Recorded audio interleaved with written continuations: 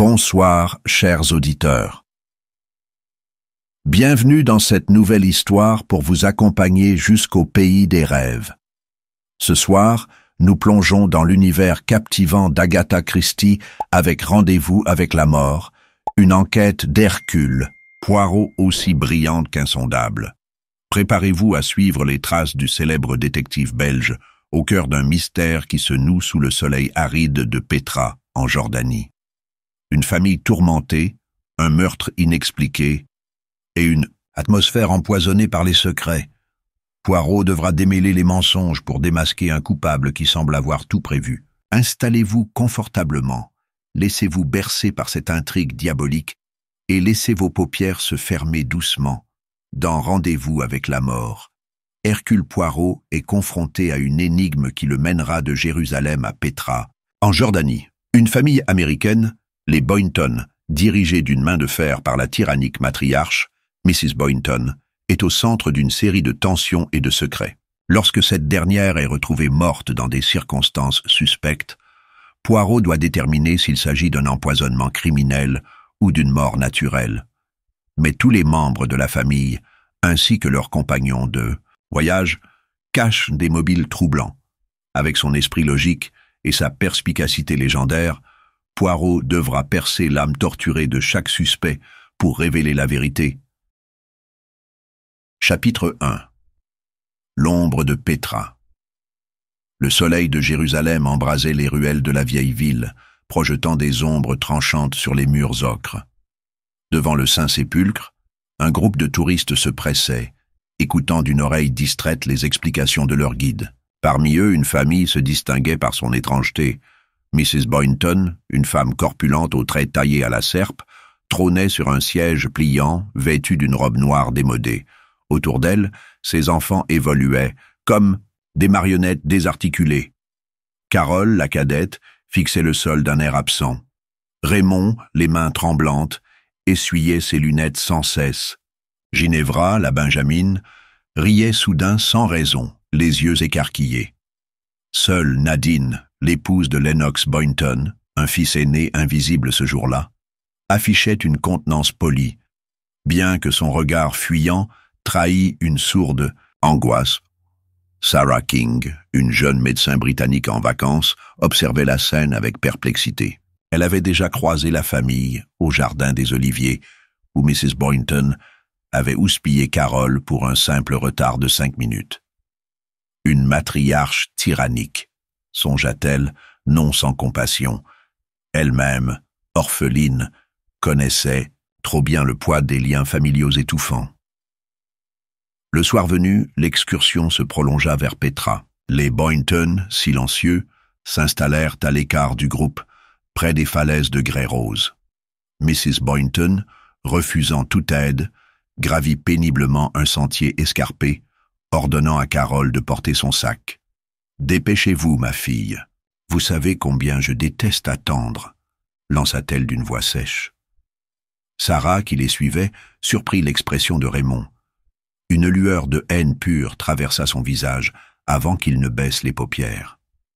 À la nuit tombée, le campement s'anima autour d'un feu de bois. Hercule Poirot, attiré par le fumet d'un café turc, s'approcha discrètement. Le détective belge, de passage en Jordanie, étudiait les visages avec l'acuité d'un entomologiste. Il nota la nervosité de Raymond, triturant un stylo, les regards en coin de Ginevra, qui murmurait à une ombre imaginaire, et la pâleur de Carole recroquevillée près de sa mère. Mrs. Boynton, elle, sirotait un thé, un sourire de sphinx aux lèvres. « Une famille sous cloche », conclut-il. En silence. Vers minuit, un cri déchira le calme. Un bédouin courant vers le camp désigna un rocher isolé. Mrs. Boynton gisait là, les yeux grands ouverts, une main crispée sur sa poitrine. Le médecin de l'expédition, un certain docteur Gérard, examina le corps. « Crise cardiaque », déclara-t-il. Son état général était précaire. Mais Poirot, agenouillé près du cadavre, fronça les sourcils. Un flacon vide, coincé entre les rochers, portait l'étiquette d'un médicament. Digitaline. Sarah, interrogée, avoua avoir donné un sédatif à Mrs. Boynton la veille, sur sa demande. Elle souffrait d'insomnie, Je n'ai utilisé que des doses légères, je le jure. Poirot, cependant, ne croyait pas aux coïncidences. Tandis que les Boynton, hébétés, regagnaient leur tente, il murmura à l'intention du docteur Gérard: « La mort naturelle est un rideau commode. Ne trouvez-vous pas? Derrière lui se cachent parfois des acteurs bien vivants. » La lune, haute et froide, éclairait les visages blêmes des suspects. Dans l'ombre des canyons, le mystère de Petra venait de s'épaissir. Chapitre 2. Les masques tombent. Au petit matin, les tentes du camp bruissaient de chuchotements. Hercule Poirot, assis sur un rocher, observait les Boynton avec la patience d'un chat guettant une souris. Carole, les traits tirés, s'affairait à ranger des affaires avec des gestes mécaniques. Raymond, le visage gris, fixait l'horizon comme s'il cherchait à fuir son propre reflet. Ginevra, elle, fredonnait un air incohérent, les mains serrées sur une poupée de chiffon. Une famille en équilibre au bord du gouffre, pensa Poirot. Sarah King fut la première à lui parler. Elle s'approcha, les joues rosies par le soleil et l'embarras. « Monsieur Poirot, je dois vous dire, j'ai donné à Mrs. Boynton un léger sédatif hier soir. Elle se plaignait d'insomnie et j'ai cru bien faire. Mais, et si cela avait interagi avec son cœur ?» Poirot inclina la tête, ses yeux verts pétillants. « Rassurez-vous, mademoiselle, le docteur Gérard a écarté cette hypothèse. Mais dites-moi, Mrs. Boynton, vous inspirait-elle de la sympathie ?» Sarah hésita, puis lâcha. Elle terrifiait ses enfants. Une femme qui prenait plaisir à humilier. Le détective tourna ensuite son attention vers Raymond. Le jeune homme nerveux tripotait une lettre froissée. « Monsieur Poirot, je n'ai rien à voir avec ça !» s'exclama-t-il précipitamment. « Mais ma mère, elle nous a détruits, vous comprenez? Carole et moi, nous n'avions pas le droit de vivre, de respirer sans son aval. » Poirot nota la ferveur dans sa voix, le tic qui agitait sa paupière. « Étiez-vous proche de votre frère Lennox ?» Raymond se figea. Lennox. Il était son préféré. Il obéissait, lui. Carole, interrogée à son tour, fondit en larmes. « Je voulais juste qu'elle m'aime, » gémit-elle. « Mais chaque fois que je sortais avec un ami, chaque fois que je souriais, elle me punissait. » Poirot posa une main apaisante sur la sienne. « Et hier soir, où étiez-vous vers minuit ?» La jeune femme blêmit. « Je suis resté près du feu. Je crois. » Ginevra, attirée par leur conversation, glissa. Soudain, « Moi, je l'ai vue, vous savez, une ombre noire. Elle a touché maman. » Poirot fronça les sourcils. « Une ombre, mademoiselle ?» La jeune fille rit, un son cristallin et dément. « Les anges de la mort ont des ailes silencieuses. » Le détective se rendit ensuite à la tente de Mrs. Boynton. Parmi ses effets, il trouva un flacon de digitaline presque vide. « Curieux, » murmura-t-il. Le docteur Gérard affirmait pourtant qu'aucun poison n'avait été détecté. Il examina le sol autour du rocher fatal et repéra des traces de pas effacées. Quelqu'un est venu ici, après la mort, pour effacer des preuves. Alors qu'il retournait vers le camp, Nadine l'aborda, pâle mais digne. « Monsieur Poirot, je... » « Dois partir. Lennox et moi, nous ne pouvons plus rester sous ce joug. » Le détective la dévisagea. Et si ce joug était déjà brisé? Nadine ne répondit pas, mais ses lèvres tremblèrent. La nuit venue, Poirot réunit ses notes à la lueur d'une lampe à huile. La digitaline aurait dû tuer Mrs. Boynton, mais l'autopsie ne confirmait rien. À moins que le poison ait été remplacé par un placebo, ou que la mort ait été provoquée autrement. Il songea à Sarah, si prompte à avouer son geste, à Raymond, si avide de liberté, à Carole, si éperdue de chagrin, et à Ginevra, dont les divagations cachaient peut-être une terrible lucidité. Soudain, un cri déchira le silence. Carole, agenouillée près du feu, hurlait « Ce n'est pas moi, je vous le jure !» Poirot se précipita, mais la jeune femme s'effondra, secouée de sanglots. Autour d'eux, les flammes dansaient, projetant des ombres difformes sur les falaises. Le détective comprit alors. Le véritable meurtre n'était pas celui du corps, mais celui des âmes. La partie ne fait que commencer, murmura-t-il en contemplant les étoiles. Chapitre 3. Le piège de l'esprit. Le soleil matinal nimbait Petra d'une lumière crue, transformant les falaises en un labyrinthe d'or et de sang. Hercule Poirot, assis à l'ombre d'un tombeau nabatéen, relisait les notes griffonnées dans son carnet. « Une famille prisonnière d'un poison plus subtil que la digitaline », marmonna-t-il. Son regard se posa sur Nadine, occupée à aider Carole à ajuster son chapeau. « Madame, pourriez-vous m'accorder un instant ?» Nadine s'approcha, ses yeux noirs reflétant une lassitude teintée de défi.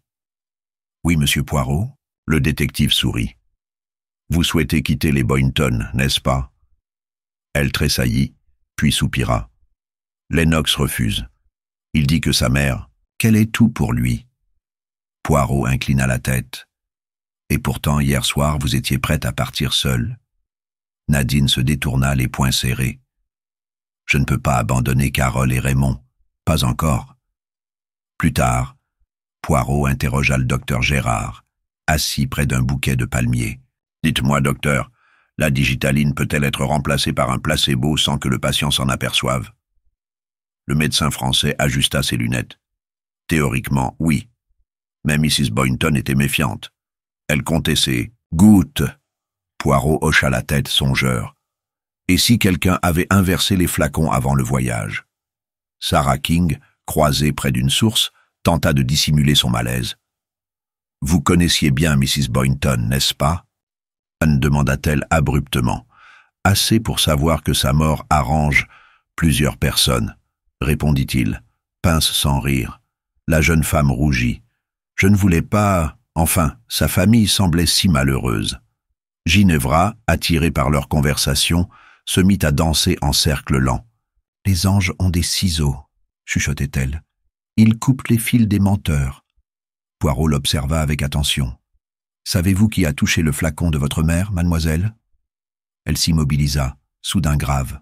« Carole, elle voulait la sauver, mais maman a ri. » Le détective se rendit ensuite à la tente des Boynton. Parmi les effets de Carole, il trouva une lettre froissée. « Chère Miss King, » écrivait-elle, « je vous en supplie, emmenez-moi loin d'ici. Je ne supporte plus ces regards, ces mots. » La missive, datée de la veille du crime, portait des traces de larmes. Poirot la replia, songeur. Une tentative de fuite ou un piège? Alors qu'il retournait vers le camp, il surprit une dispute étouffée. Raymond, le visage cramoisi, murmurait à Carole. « Tu n'aurais jamais dû lui écrire.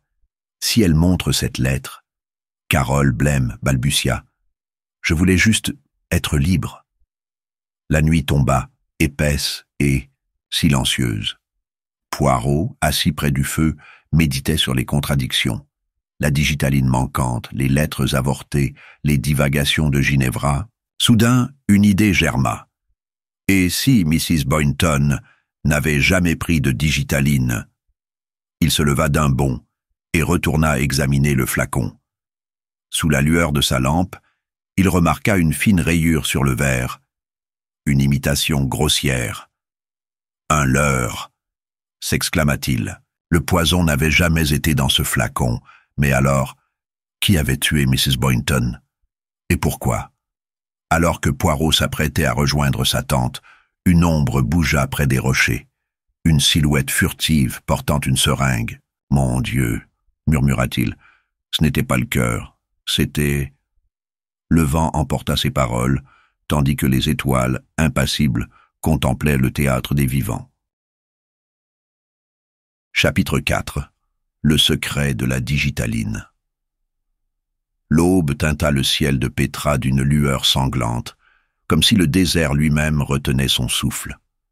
Hercule Poirot, les mains croisées derrière le dos, arpentait le sentier menant au rocher fatal. « Un flacon factice et une seringue », murmura-t-il. Son esprit cartésien assemblait les pièces. Mrs. Boynton n'avait pas succombé à la digitaline, mais à une substance injectée avec précision. Restait à savoir par qui et pourquoi. Carole, assise près d'une vasque d'eau claire, leva vers lui des yeux rougis. « Monsieur Poirot, je dois vous dire la vérité. » Sa voix se brisa. « J'ai remplacé le flacon de digitaline par de l'eau. Je voulais qu'elle cesse de nous contrôler, de nous empoisonner l'âme. » Poirot hocha la tête, impassible. « Quand avez-vous fait cela ?» La jeune femme frémit. « La veille de sa mort. Mais le soir du crime, je n'ai pas osé approcher d'elle. Je suis resté près du feu, je le jure. » Raymond, attiré par leur voix, s'interposa brusquement. « Carole, tais-toi. Tu ne comprends pas ce que tu fais. » Poirot le toisa, notant la sueur perlant sur son front. « Vous saviez, n'est-ce pas, monsieur Raymond? Vous avez vu le flacon vide, et pourtant, vous n'avez rien dit. » Le jeune homme se détourna, les épaules voûtées. « Je voulais qu'elle meure, mais je ne l'ai pas tuée. » Sarah King, alertée par le tumulte, les rejoignit. « Carole, comment as-tu pu ?» Puis, s'adressant à Poirot, « Croyez-vous que c'est elle ?» Le détective esquissa un sourire énigmatique. « Non, mademoiselle. Car si Carole avait injecté un poison, le flacon ne serait pas vide, mais rempli d'un produit inoffensif. Or, Mrs. Boynton est morte d'une overdose de digitaline. » Ginevra, attirée par le drame, se mit à tournoyer en riant. « Les anges ont dansé avec maman. Ils lui ont offert un sommeil doux. » Poirot saisit son bras, doucement. « Qu'avez-vous vu, Ginevra? Une seringue? Une main gantée ?» La jeune fille se figea, soudain lucide. Une ombre, avec une aiguille brillante. Le détective retourna à la tente de Mrs. Boynton, suivi de Sarah. Parmi les affaires, il découvrit une trousse médicale contenant des seringues stériles. « À qui appartient ceci ?» Sarah pâlit. « À moi. Je l'ai apporté pour les urgences. » Poirot effleura les aiguilles du doigt. « Curieux, l'une d'elles manque. » Nadine, silencieuse jusque-là, intervint. « Monsieur Poirot, et si Carole disait vrai? Si le meurtrier avait profité de son stratagème pour agir ?» Le détective approuva d'un signe de tête. « Exactement, madame. Quelqu'un a exploité la peur de Carole pour substituer le vrai flacon au moment opportun, avant de l'injecter à Mrs. Boynton. Alors que le soleil atteignait son zénith, Poirot réunit le groupe près du feu. « Mesdames, messieurs, l'heure est venue de lever le voile. » Il désigna le flacon trafiqué. Carole a tenté de sauver sa famille, mais un autre a détourné son geste. Qui possède les compétences pour administrer une injection mortelle? Qui avait accès à la seringue de Sarah? Un silence de plomb s'abattit. Soudain, Ginevra poussa un cri perçant et s'enfuit vers les falaises. Poirot se lança à sa poursuite, mais lorsqu'il la rattrapa, la jeune fille souriait, les yeux fixés sur le vide. « Elle est là », chuchota-t-elle. « Elle nous regarde. » Le détective frissonna. Le fantôme de Mrs. Boynton n'était pas près de quitter Petra. Chapitre 5. Les ombres du passé. La chaleur de l'après-midi pesait sur Petra comme une chape de plomb. Hercule Poirot, assis à l'ombre d'un obélisque, feuilletait un vieux journal déniché dans les affaires de Mrs. Boynton. Une coupure de presse jaunie attira son attention. Mort suspecte du docteur Andrew Boynton, époux de Martha Boynton, infirmière. Suicide après une dépression nerveuse, selon les conclusions du coroner. Le détective fronça les sourcils. Curieux. Pourquoi garder un tel souvenir? Sarah King, intriguée par son manège, s'approcha. Monsieur Poirot, que signifie cette histoire? Il lui tendit l'article. Mrs. Boynton n'a pas toujours été veuve, mademoiselle. Son premier mari s'est donné la mort. après avoir découvert des choses terribles. Sarah pâlit. « Vous voulez dire qu'elle ?» Poirot ne répondit pas, mais son regard en disait long. Plus tard, il interrogea Nadine, dont le calme contrastait avec l'agitation générale. « Madame, connaissiez-vous le passé de Mrs. Boynton ?» Elle soupira. « Lennox m'a raconté. Elle travaillait dans un hôpital militaire pendant la guerre. Des rumeurs couraient sur des patients, morts dans des circonstances étranges. Mais elle a toujours nié. » Ginevra, attiré par leur conversation, se mit à fredonner. « Les morts ne dorment pas. Ils reviennent réclamer justice. » Poirot la fixa, soudain alerte. « Justice pour qui, mademoiselle ?» La jeune fille rit un son cristallin et dément. « Pour papa et pour les autres. » Le détective se rendit alors à la tante de Raymond, qui griffonnait fébrilement dans un carnet. « Monsieur Raymond, votre mère vous a-t-elle jamais parlé de son premier mari ?» Le jeune homme sursauta, ses mains tremblant de plus belle. « Non. Enfin si. Elle disait qu'il était faible, qu'il n'avait pas supporté la vérité. » Poirot insista. « Quelle vérité ?» Raymond se mura dans le silence, le visage livide. Alors que le soleil déclinait, Poirot trouva Carole près des tombes rupestres, les yeux perdus dans le vide. « Votre mère vous parlait-elle souvent de son passé ?» La jeune femme secoua la tête. « Jamais. Mais une nuit, je l'ai entendu murmurer « Ils ne mourront pas cette fois. » Le puzzle prenait forme. Mrs. Boynton, autrefois, infirmière manipulatrice, avait peut-être tué son mari pour échapper à ses soupçons. Ses enfants, élevés dans la crainte et le secret, portaient le poids de cette culpabilité. Une famille construite sur un mensonge et un chantage permanent, songea Poirot. Alors qu'il retournait au camp, il croisa le docteur Gérard, l'air soucieux. « Monsieur Poirot, j'ai trouvé ceci dans les affaires de Mrs. Boynton. » Il lui tendit une lettre adressée à un certain docteur S. « Je vous en supplie, ne révélez rien. Pensez à notre fils. » Signé, Monsieur Boynton. « Intéressant, » murmura Poirot. « Très intéressant. » La lettre datait de 1919, et le docteur Gérard avait travaillé dans le même hôpital que Mrs. Boynton pendant la guerre. La nuit tomba, épaisse et étouffante. Poirot réunit tout le monde près du feu. « Mesdames, messieurs, le passé est une toile tissée de mensonges. Mrs. Boynton n'a pas seulement tué son mari, elle a assassiné des innocents, et ses enfants en portèrent le fardeau. » Un cri déchira le silence. Ginevra, les yeux révulsés, hurla. « Elle est là! Elle rit! Pardon, maman, pardon !» Puis elle s'effondra, inanimée. « Le rideau se lève, » murmura Poirot, « et le spectre du passé ne tardera pas à réclamer son dû. » Chapitre 6. La confession maquillée. La lune éclairait Petra d'une lueur spectrale, projetant des ombres démesurées sur les falaises. Hercule Poirot, assis près des braises mourantes, contemplait la lettre trouvée par le docteur Gérard. « Je vous en supplie, ne révélez rien. Pensez à notre fils. » Les mots dansaient devant ses yeux. Un fils. Mais Mrs. Boynton n'avait que des filles. À moins que Sarah King, les traits tirés par l'insomnie, vint s'asseoir à ses côtés. « Monsieur Poirot, je dois vous dire, le docteur Gérard m'a confié que Mrs. Boynton avait travaillé avec lui en 1918. Elle volait des médicaments, falsifiait des ordonnances. Et un patient est mort d'une overdose de morphine. » Poirot hocha la tête, et le docteur Boynton, son mari, a découvert la vérité. Alors elle l'a tué. Sarah frissonna. Mais pourquoi garder cette lettre? Parce qu'elle aimait regarder le danger en face, répondit Poirot.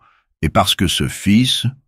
Il laissa sa phrase en suspens, songeant à Raymond, si nerveux, si tourmenté. Au petit matin, le détective convoqua le docteur Gérard. « Docteur, vous étiez au courant des agissements de Mrs. Boynton pendant la guerre. Pourquoi avoir gardé le silence ?» L'homme baissa les yeux. « J'étais jeune, effrayé, Elle menaçait de tout révéler sur ma propre famille. Poirot sourit froidement. Et aujourd'hui, vous avez trouvé cette lettre. Pourquoi? Je voulais que... La vérité éclate, même si cela signifie... Il ne termina pas. Pendant ce temps, Ginevra errait parmi les rochers, murmurant des phrases incohérentes. Carole la suivait, tentant de la calmer. Elle n'est plus là, Ginevra. Maman ne peut plus nous faire de mal. La jeune fille se retourna, un éclair de lucidité dans le regard. Si elle est là, dans nos cœurs. Et elle rit. Poirot décida de confronter Raymond. Le jeune homme, recroquevillé dans sa tente, sursauta à son entrée. « Monsieur Raymond, votre mère vous a-t-elle jamais parlé de votre père biologique ?» Raymond devint livide. « Je ne sais pas de quoi vous parlez. » Poirot posa la lettre sur la table. « Votre père était le docteur Andrew Boynton, mais vous êtes le fils de Mrs. Boynton et d'un autre homme, n'est-ce pas ?» Raymond éclata en sanglots. « Elle m'a dit la vérité il y a 1 an. Je ne suis pas un Boynton. Je suis un bâtard, un secret honteux. Elle m'a forcé à rester, à jouer le rôle du fils obéissant. » Poirot comprenait enfin. Mrs. Boynton avait tué son premier mari pour cacher sa faute, puis élevé Raymond dans la culpabilité. Mais comment cela liait-il au meurtre, alors qu'il retournait vers le camp? Il aperçut Nadine seule près d'un ravin. « Madame, votre mari, Lennox, où est-il depuis le début de cette affaire ?» Elle se raidit. « Il est parti à Amman pour affaires. Il reviendra demain. » Poirot fronça les sourcils. « Curieux, car j'ai vu ces empreintes près du rocher fatal. La nuit venue, Poirot réunit tout le monde. « Mesdames, messieurs, l'heure est venue. Le meurtrier a utilisé une seringue pour injecter de la digitaline à Mrs. Boynton. Seul un médecin pouvait le faire, ou quelqu'un ayant accès à une trousse médicale. Il fixa Sarah.